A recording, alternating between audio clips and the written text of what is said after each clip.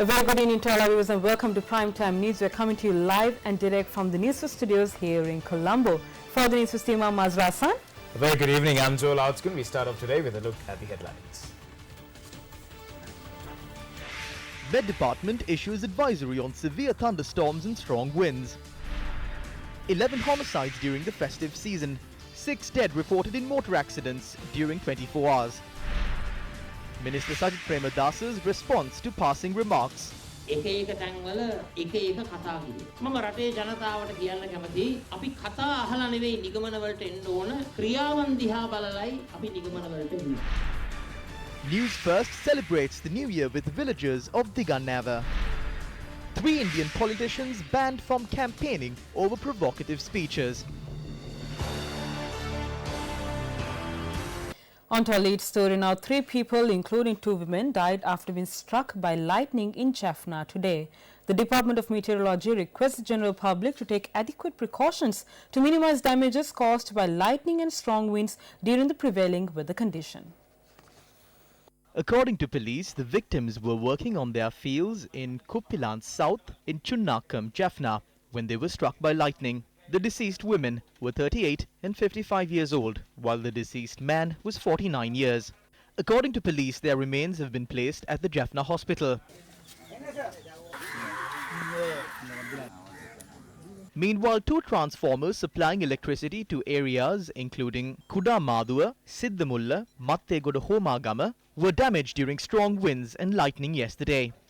Areas surrounding Homagama experienced a power outage until this evening. දැන් මේ ඊයේ පටන් ගත්ත වැස්ස නිසා ඒකම කුණාටුවකුත් ආවා. ඒක ලයිට් නැතුව ගියා. කරන්ට් එක නැහැ මේ පැත්තට හරි අමාරුයි. The Met Department predicted thunder showers in many parts of the island tonight. Issuing a special warning on severe thunderstorms and heavy rains, the department said that heavy falls above 100 millimeters can be expected at some places in the Sabragamua, central, southern, Uva, western, north central and northwestern provinces. The warning adds that wind speeds may increase during thunderstorms. The Met Department said areas in the North Central Province and in the Mana, Vaunia, Mullaitivu, Trincomalee and Ampara districts will experience an extremely warm weather condition until the 18th of this month. Well, now there has been no adequate rainfall in areas close to hydropower plants, although certain areas in Sri Lanka have received rainfall. Now the question is, will there be another power crisis after this festive season? Various factions speculate of an energy crisis from the 22nd of April when factories and other workplaces recommence operations following the festive season, with hydropower generation being restricted. A senior officer attached to the Ceylon Electricity Board said 100 megawatts of power would be added to the national grid from 3 private thermal power plants before the end of the month. However, citing concerns on if the supply would meet the demand, the official believes sporadic power cuts would likely be for a lesser period than experienced before. Minister Ravi Karunanayake, speaking to Newsfirst, stressed that such a situation would not arise. As one solution to the power crisis, the PUCSL has recommended that generators at private and state institutions that are generally used when there is a power outage be switched on. At state institutions alone, there is a capacity of 200 megawatts. There is also a cabinet decision that has been made on this matter in August 2018. The CEB has been instructed to connect these generators. In addition to this, there are generators that have a total capacity of 1000 megawatts at private institutions. So we can use this power if there is a drought or a breakdown in a power plant as a short-term solution without making long-term agreements. We have recommended that these generators be connected to the system so that they can be used as a short-term solution if and when they are needed. We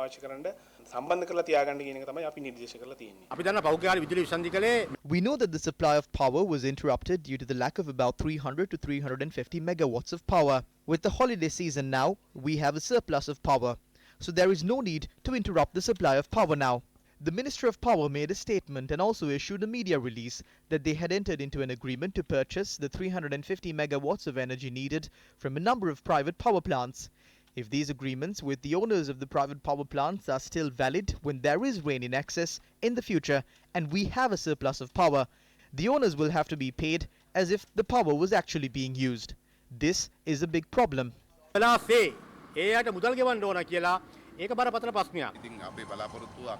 hope is to provide a continuous supply of power, but the situation is still the same. We know that there was a reduction in the demand for power from the grid. The demand for power will increase again when people start working after the festive season.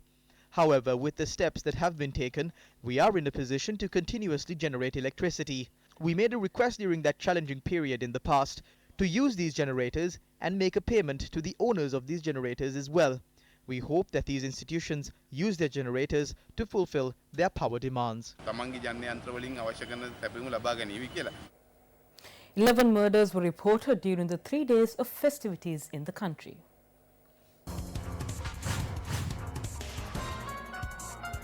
A homicide where the throat of a 21-year-old youth was slit was reported from Trincomalee.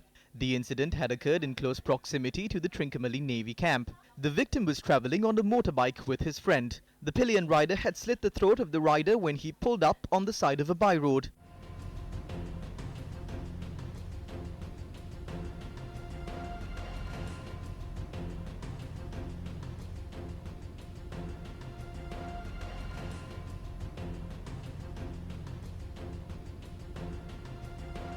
CCTV cameras nearby captured footage of the victim, who sustained serious injuries, making his way to a three-wheeler stand close to the Trincomalee Naval Base.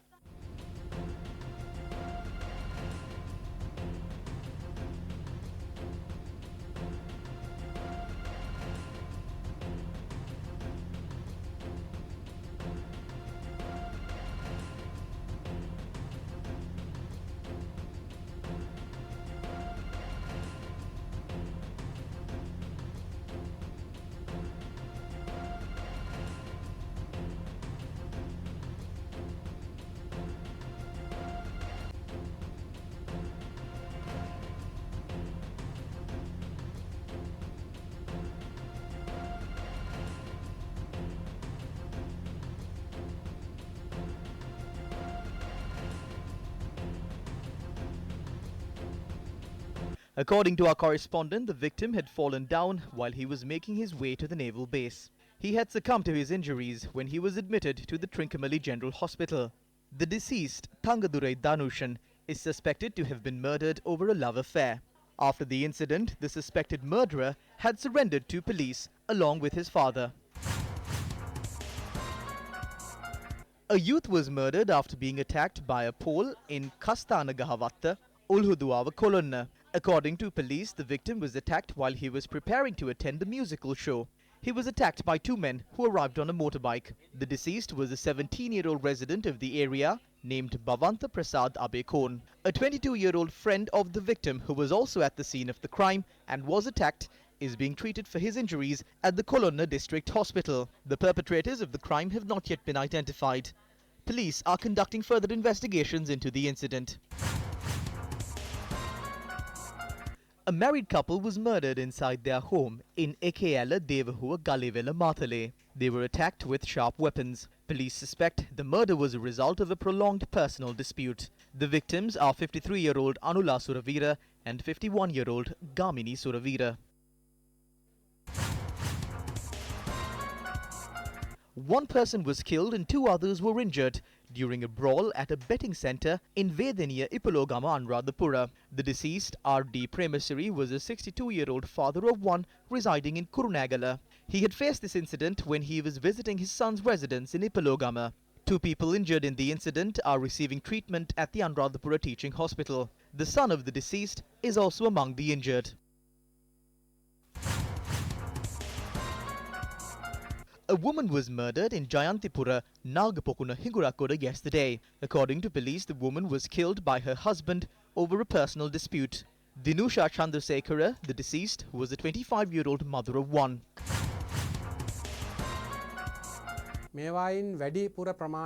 We have observed that a majority of the murders were a result of unruly behavior under the influence of alcohol.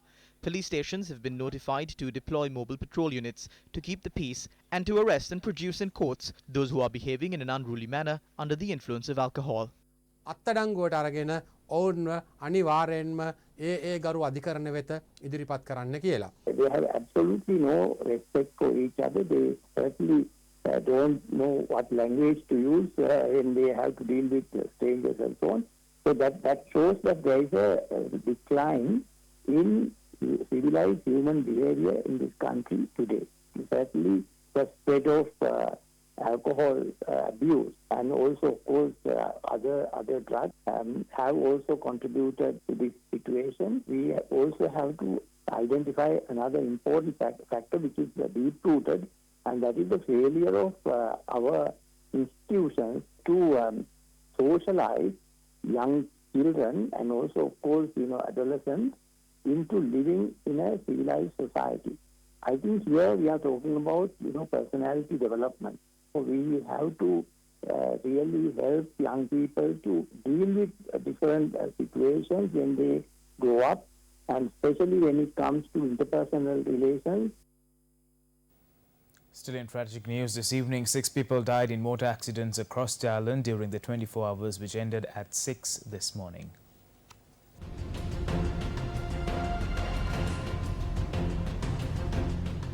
A vehicle travelling towards Casbah met with an accident last evening.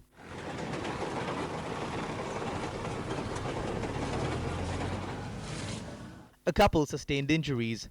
The accident was a result of the driver falling asleep behind the wheel.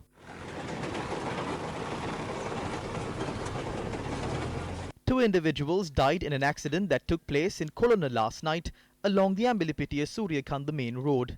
According to police, a speeding three-wheeler travelling towards Suryakanda had overturned. The deceased couple, residents of Ambilipitiya, were 68 and 52 years old. Their 27-year-old daughter also sustained injuries in the accident. According to police, the accident was a result of negligent driving. Our correspondent stated that the driver of the three-wheeler who sustained injuries in the accident had escaped while he was being taken to the Kolona District Hospital. During the past 3 days, 19 tragic motor accidents had taken place, resulting in the death of 20 people. During the same period last year, 51 people died in 50 motor accidents that were reported across the island.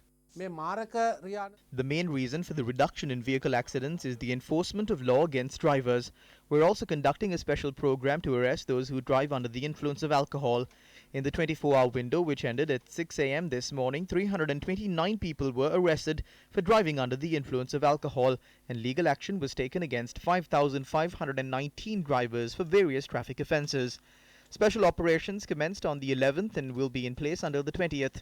From the 11th of April to date, 1,270 people were arrested for driving under the influence of alcohol, while legal action was instituted against 34,980 drivers for traffic violations. Meanwhile, the police constable who was injured in the accident that took place in Gatuwana along the Dambulla-Kurunegala main road has been admitted to the intensive care unit of the Kurunegala hospital. The accident took place when the police constable Samira Sankalpa, who was riding a motorbike, collided with a jeep. Police said that the driver who drove the jeep has been released on bail after he was produced before court. An additional police team has been deployed to carry out preliminary investigations into the complaints filed with the Presidential Commission tasked with probing fraud and corruption at state institutions over the past 4 years. Now, a spokesperson for the Commission said, following a request made to the Inspector General of Police, 6 additional personnel were provided. The recording of evidence of complaints filed will resume on the 22nd of April, with testimonies on the controversial accord of importing dairy heifers to Sri Lanka to be recorded on that day. An agreement was reached during the previous government to import 20,000 dairy heifers to Sri Lanka from 2012 to 2019. At the Presidential Commission, it was revealed the agreement was, in fact, amended following the present government coming into power. It should be stressed, in the first phase, 5,000 heifers were imported and some of them died, falling victim to various diseases. Despite this, it is now evident an advance payment was made to import another 5,000 under the second phase of the agreement. Earlier, the Additional Secretary to the Ministry of Rural Economic Affairs said the ministry is not even in possession of a copy of the agreement signed in 2016, let alone the original document. A copy of the agreement obtained from local agents of the controversial Australian company was later submitted to the Commission by the Additional Secretary. Upon its submission, the Commission members who examined the respective documents failed to determine the identity of the signatory representing the controversial Australian firm. Newsfirst previously exposed the approval of the advance payments in this regard was given a few days prior to the retirement of the former secretary to the respective ministry, who is the wife of the Secretary to the Prime Minister, Saman Ekanaika. These issues have now elevated, grabbing the attention of international media. Recent articles published on Australian Broadcasting Corporation and the Australian website Farm Weekly have confirmed all revelations that Newsfirst has continuously exposed throughout the years. The foreign media institution adds that this loss has left local farmers broke and in some cases suicidal. Businessmen who are currently facing severe difficulties due to the purchasing of these heifers are due to testify at the Commission on the 22nd of this month. To the state officials as well as state and private institutions responsible for importing these heifers to the country, which jeopardize the future of the country's dairy farmers. The people are watching you. In keeping with the festivities, Newsfirst celebrated the Sinhala and Tamil New Year with the villagers of Digannava, Kotavera of the Kurunegala district. Now, this year's Aurudu celebration was named Satkoraleta Aurudu Newsfirst Aurudu Udanaya. Blessed with rich fertile paddy fields, Digannava is a rural village with low facilities, located between the districts of Kurunegala and Puttlam of the northwestern province. This year, Newsfirst celebrated the Sinhala and Tamil New Year with the villagers of Digannava at the Digannava Devamitta Stadium in Kotavehera. The event was held with the participation of locals from 20 villages including Kotavehera, Digannava, Kumbukweva, Nugannoruva, Gurupokuna, Nabadava and Dematava. Aurudu celebrations commenced this morning with an open standard bicycle race. Hiran Pasindu from the Sri Lanka Army emerged as the winner in the 115-kilometer bicycle race. PMK Tennakon and Ashmika Herath won the men's and women's marathon respectively. The inauguration ceremony was held under the patronage of Group Directors of the Capital Maharaja Organization, Siobhan Daniel and SC Veerasekara. The event was attended by several guests including the Superintendent of Police of the Nikavarattiya Police Division. I think that an event of this scale being organized in a rural area such as Nikavarattiya by a recognized media organization such as Newsfirst is a great service to the people. The locals in the area face several difficulties to earn their income and have very limited time to enjoy. I believe that such events should ideally be organized in rural areas such as Nikavarattiya.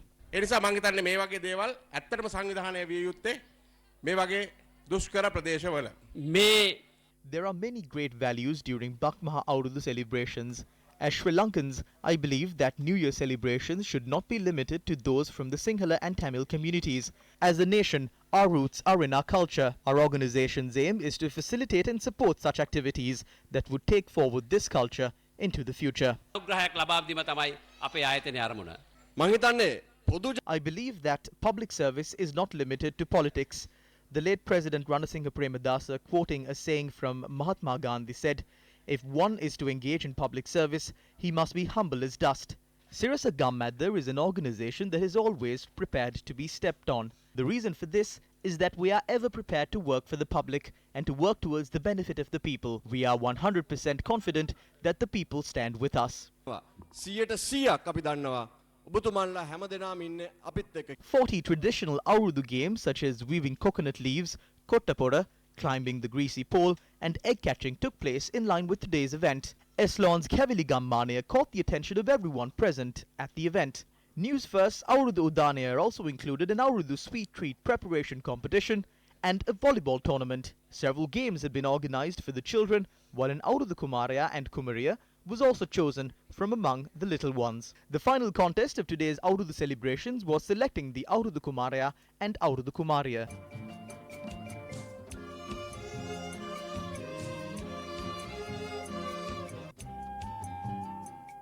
Prime Minister Ranil Wickremesinghe, who is in Norelia, spectated a motor rally in the area today. The rally was organised in line with the Nuwarelia Vasanta Sanakeliya.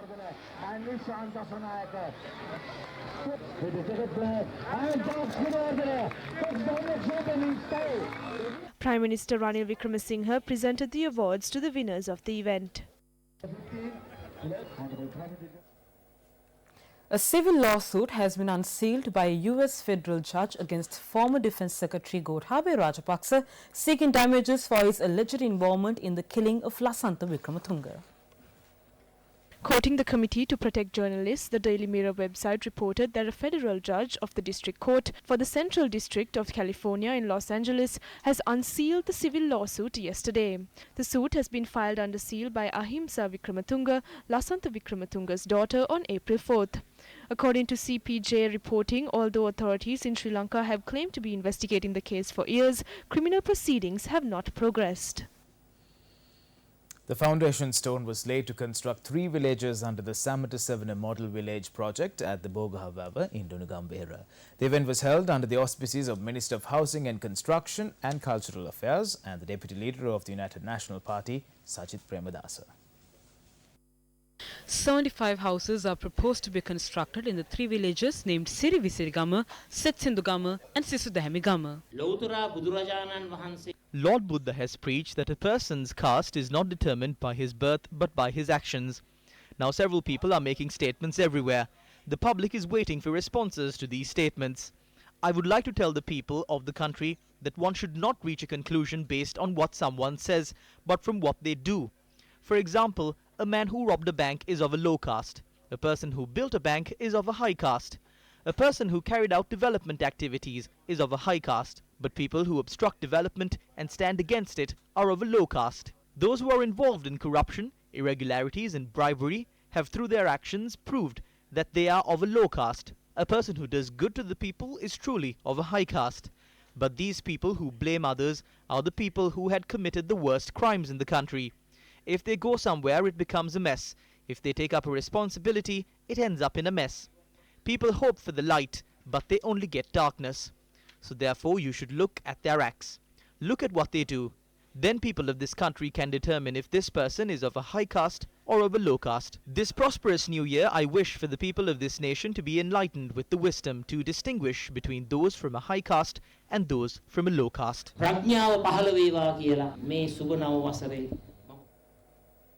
Still in local news, leader of the opposition Mahinda Rajapaksa was at the Tangol Carlton House today. Several people visited opposition leader Mahinda Rajapaksa at his residence. Parliamentarian Bandula Gunawardana was one of them. I came to visit the opposition leader. Our main objective is to face the election successfully to save the people from this misery.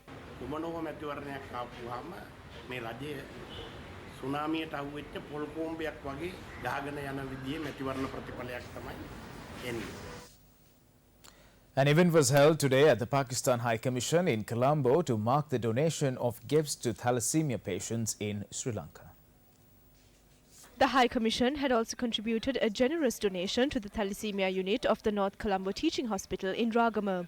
The donation was received based on a request made by the thalassemia unit, which serves nearly 2,000 patients in Sri Lanka. Pakistan and Sri Lanka, as you know, have very good relations and in all fields.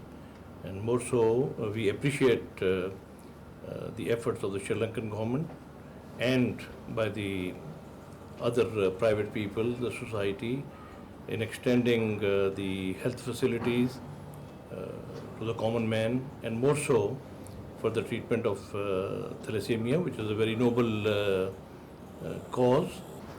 Quite unexpectedly, the High Commissioner and the High Commission has basically given a very, very generous gift towards the patients, which will be used for the Thalassemia Day celebrations as gifts for the patients. The disease needs more priority from the health sector. If there's enough attention, I'm sure we can effectively control this disease, just like we've done with malaria, with filaria, and many other diseases in this country. That we wrap this edition of Primetime News. Thank you very much for stopping by. For the news team, I'm Joel Outskun. And I'm Azra San. Take care and good night.